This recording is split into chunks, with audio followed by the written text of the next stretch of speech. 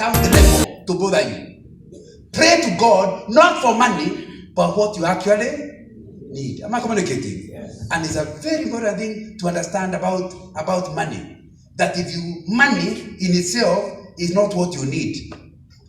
Let me quickly say that money, which is what we are discussing, is called a medium of exchange. It allows people to obtain what they need to live. In other words, if I need a ticket, somebody somewhere has to be given money by God to pay the ticket, isn't it? Because you see, you can't exchange goods for tickets. So Kenya Airways requires money, but actually it's not money, it's so that they can run their business. Earlier, what they were using is bartering. You come with your sheep, I give you cassava. And so both of us are trading. Money makes it much easier for us to trade. Like gold and other precious metals, money has worth because for most people, it represents something valuable. And it's important for us to understand that. So, but how do you get money? How do you get money? There are any money or any material you have gotten it through 3 ways. Number 1, you worked and you are rewarded for the work.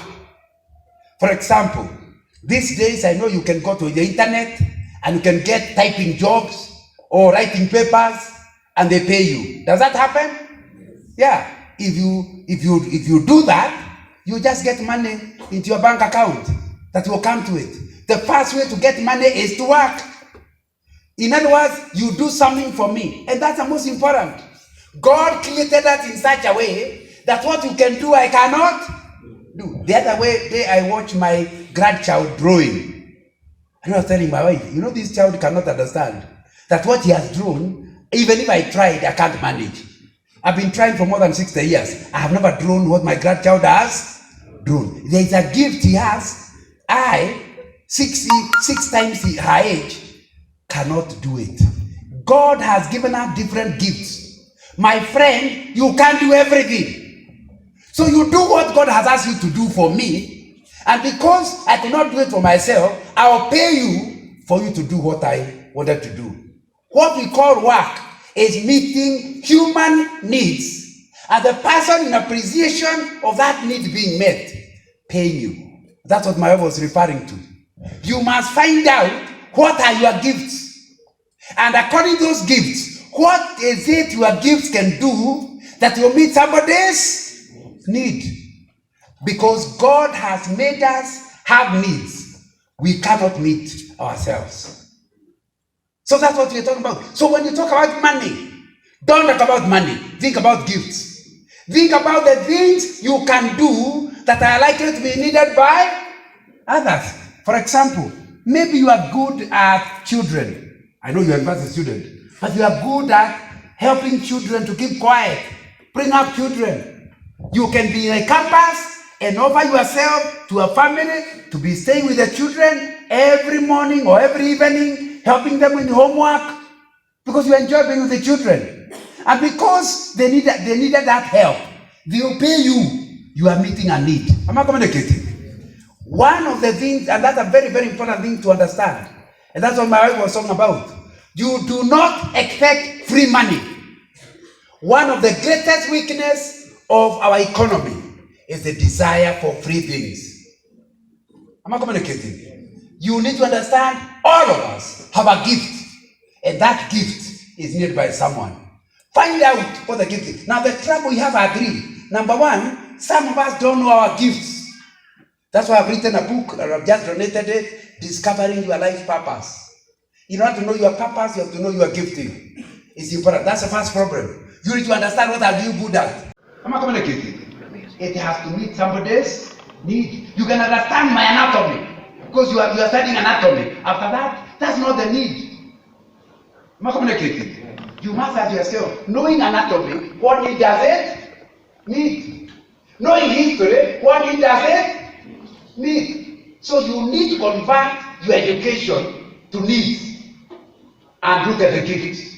Then meet people's needs and they will pay because you have met their need.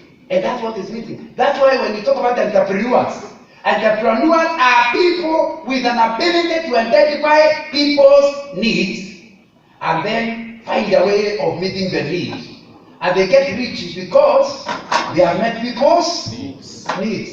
And even in this campus, you can identify needs. Am I right? Yes. And you can also identify a gift you have that can meet those needs.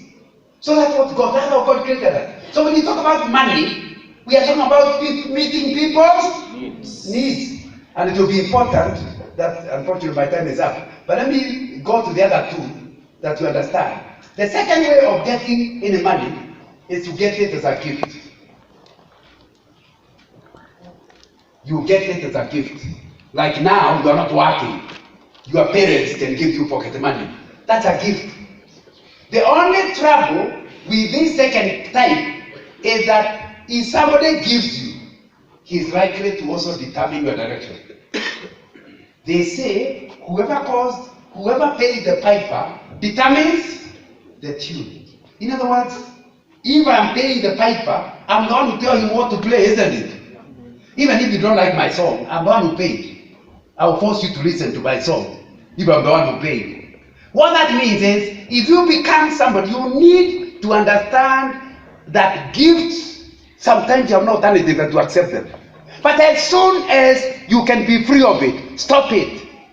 You need to hate gifts with a passion. And I'm not original with it. David was offered a place in Aruna, if you know that is 2 Samuel chapter 22. He was offered a place to sacrifice. Then he was told, take this land, I'll give you the bulls. What did he answer? I'll not sacrifice to the Lord that which has cost me nothing. David was clear. He does not want free things. My friend, if you like free things, you are only one step becoming a thief. I've written a book called Integrity. And I said the reason why there's so much corruption in our country is because our country has glorified free things. Because as soon as you like free things, then you'll be asking, now, this is my salary, it's so little. What can I do to increase it? And you feel like once you get it and nobody can discover it, you feel like you're okay. You are one step to corruption. You know the guy who has written Think Big? Do you know the book Think Big? He tried to be a president the other day. He talked about his mother. When the father left, they were helpless. The mother had no skill. She tried to work, and there was difficulty feeding the two boys. So she got employed, and it was not enough. So she started getting welfare. Because in America, if you have no job, they pay you for not having a job. It's called social welfare. And when she went and got free things, the family was so embarrassed. You know, you have read the book, isn't it? The family was so embarrassed, they decided not to get the free money again. And they decided she should not have 3 jobs rather than get free. What about in Kenya? If we decided that anybody who has no job will be earning that 1,000 per month, many people earning 20,000 will resign. Because I would rather receive that free than take them when? Am I communicating? Yes. That's why I can't. That's why our country never develops.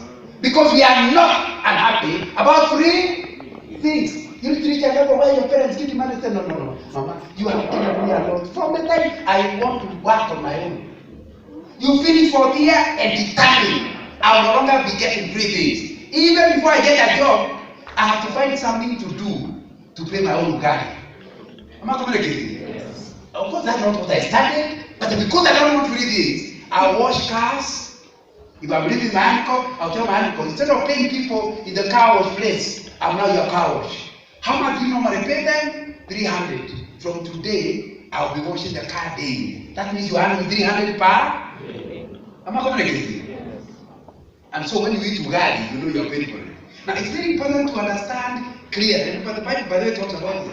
If you don't work, don't eat. That means when people are in hell, some of them will be in hell because they ate without. Others are going to be in hell because they committed adultery. Now when you are together, you say, why are you here? Oh, I slept in a minute house. And you, why are you here? I ate without. Same hair, same temperature. You get my point? It will not make a difference. Because the command not to commit adultery is that was given by the same person who said, don't eat if you don't. Same commander. So the punishment is the same. Am I communicating? So you need to understand our topic is money. If you don't hear me on anything else, understand God has given you a gift. Put it to work. Hate getting free things without passion. In case you want a New Testament reference, please go to 1 Thessalonians chapter 4, verse 11 to 12. It says, make it your passion, verse 11. Make it your passion. Verse 12. Not to be dependent on anyone. Make it your passion, not to be dependent on anyone. So I don't want you to say Nana said. It's not Nana easy. Read the scriptures themselves. So our topic is money. But you're saying, if you are going to get money, you must meet a need. However, there are times when God has put you in a position, you are sick, there is no way you can get money, you are a student, there is nothing, it's not a sin to accept help. Am I communicating? But because that's not what you want, you have to come out of relying on others as quickly as possible. Because the Bible is saying, make it your passion. Make it your passion does not mean it's wrong to get help. But it means you do your best. Because it's your passion. Not to be dependent on others. Am I communicating? And it will be important. So that's the second method of getting any money, getting gifts. And they are saying that's not the method. The third method of getting money. If you go to your wardrobe, or go to your small calhoun, go to your box, all the things there, you either work for them, or you are given, or the balance of all the others are stolen. There is no fourth way.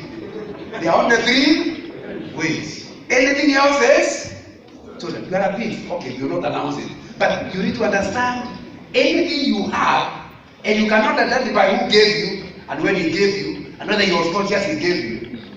It's actually stolen. Am I communicating? So she's right. A lot of people have books in their library, but the owner is not aware they are with you. You are actually a thief. Let's be frank. You are a thief. Anything you have, the owner must know that you have. Am I communicating? And that if it has become yours, he is the one who deliberately gave you. And it's important to understand when our topic is money, the preference is number one. Using your gifts to meet a need. Number two, the possibility that somebody else can help you willingly. The third one is a no-go zone. Never appropriate things that are not yours. And that happens everywhere. When you feel like, sure, I deserve more.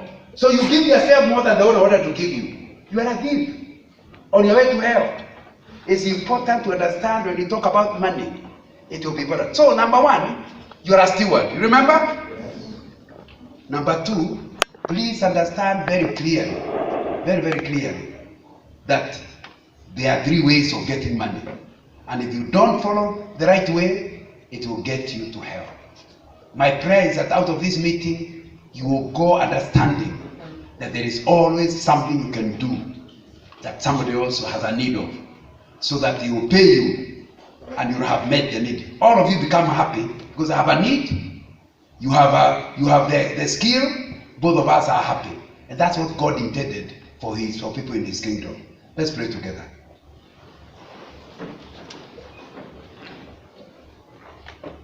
I want to give you a moment. Is there something the Holy Spirit is saying that you need to repent about?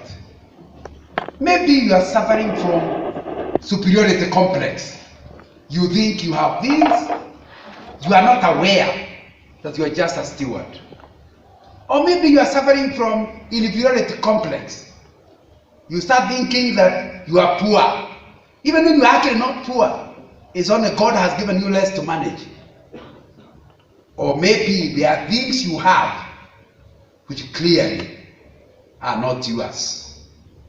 Would you like to tell the Lord, forgive me. I intend to live my life to honor you by what I do to earn a living. Forgive me for my past. Take over. I want to be a steward of the gift you have given me so that I can meet my daily needs. There's somebody saying, Brother Nganga, as you pray, remember me in the prayers. That was my message. I want to be happy at whatever income. I want to have the spirit of contentment, and I want to say no to getting things I have not worked for. You have to put up your hand. You are telling God, and you totally need His help. Just put it high enough for me to say, the Lord bless you, put the hand down. The Lord bless you, put it down. Outside, yeah, the Lord bless you. Yes, thank you very much. Anybody else? The Lord bless you, the Lord bless you, the Lord bless you. Put the hand down. The Lord bless you. Don't put up a second time. Anybody else? The Lord bless you. It's between you and God. Your attitude to money is in question. And you're saying, God forgive me. I'll get the right attitude as I move from here. Anybody else? Just before I pray, saying, yeah, the Lord bless you. Thank you very much. Anybody else? The Lord bless you in the back. The Lord bless you in the far back. Anybody else? Outside, put the tie up for me to see. The Lord bless you. Lord Jesus, all these hands are people saying they need your intervention, they need your forgiveness, and they want to start living a joyful life at whatever level of income. Understanding you are a God who will meet all their needs according to your riches in glory. Lord, meet them at the point of their need and forgive them for the past and help them to move into life with the knowledge that you are in control. In Jesus' name we pray.